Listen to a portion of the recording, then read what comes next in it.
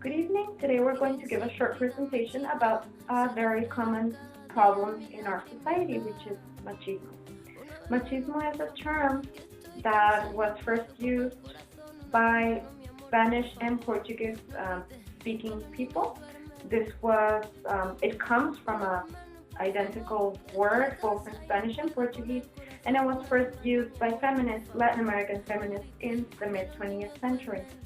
This term pretty much defines a general belief in our culture that masculinity is superior to femininity, that men are supposed to have an active role in society and women a passive role, that men are supposed to go out and work because they are strong and they are smarter, and we are just supposed to be the caregivers, stay in the house, raise the children, do the housework, and cook, and everything else that is implied by being a housewife. Machismo was first used by the feminists to describe this because they were tired of living in a patriarchal society. The fathers are the head of the house. Women have very little voice, if not any, especially more in the past, in the previous generation. So that is the background on machismo. The present situation in our country is, for example, here in Chihuahua, is that, well, in the whole country, is that women are little by little beginning to have more spaces in the scientific and political scene. For example, in the scientific community, Mexico has around 37% of women being scientists right now, which is opposed to the United States, which is around 28%. So we have a higher level than the United States in scientific women, but it's still less among whole Latin America as almost a whole continent. So it's little by little, we're still getting there. There's still a huge double standard in society, although women are right now pursuing more careers, pursuing a professional life, a more active role. There's still a double standard of machismo. Modern families are right now encouraging their daughters to pursue a career just as the brothers or the males in the family, but we're still asked to have a submissive role. We need to be pure, because if we don't give this appearance, if we don't live with our parents until we get married, if we're not submissive, we can be even considered promiscuous. We can be considered bad mothers. So even though we still work and have a career and are proving to be just as men are, as capable as men, or sometimes even more, depending on the case, we are still stigmatized with the fact that we need to be pure.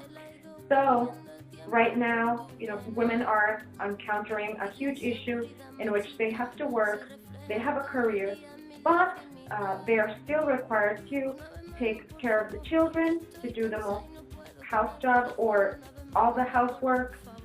So we have a triple role now. We're asked to be mothers, we are asked to be housewives, we are asked to be, career women. So this is very tiring for many young women. I have a lot of examples in my family of women that have studied, that have traveled, and they get married, and the husband wants them to serve them. The husband wants them to be the primary caregiver to the child. And well, this is a situation, and this is people in their early 20s. So what this is telling me is that the present situation is just this double standard, that it still needs to be fought by the core of the family. The projection to the future is that little by little the situation is improving. The laws are improving to protect women, especially here in Chihuahua, that we have a very high amount of murders, which are it's the worst case of gender-based violence. Gender-based violence is violence against women. It can also be applied to homosexual people, pretty much people that are considered weaker in society or more vulnerable in society. So a lot of women are being killed. Now we have the Centro para Justicia de la Mujer here in Chihuahua, in which women are assisted if they receive death threats, if they have just been attacked, if they need shelter, they are assisted primarily by women, but they don't give a follow-up legally. The criminals who abuse them, who threaten their lives, they are not put in jail. So this is something that is still in a very early stage.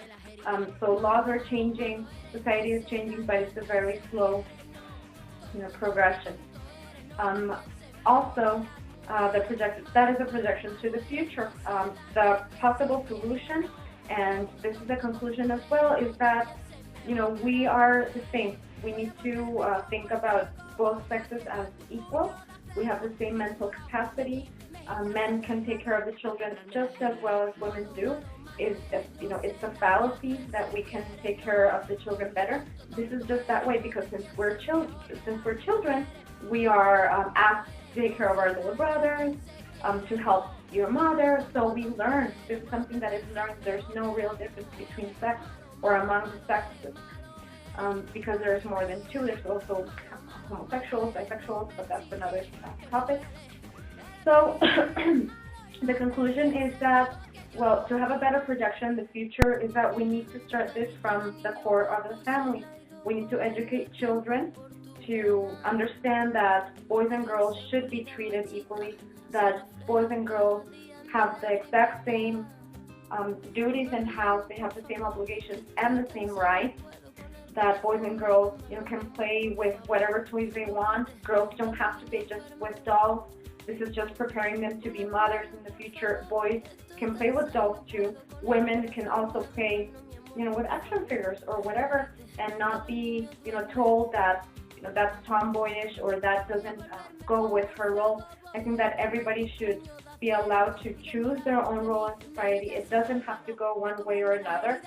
And that's it. That's my conclusion. I think that most problems are solved primarily with education. Education at school, but most importantly, education in the family, since the children are born, to fight this or take this from its roots and have a better world with no differences and more peace.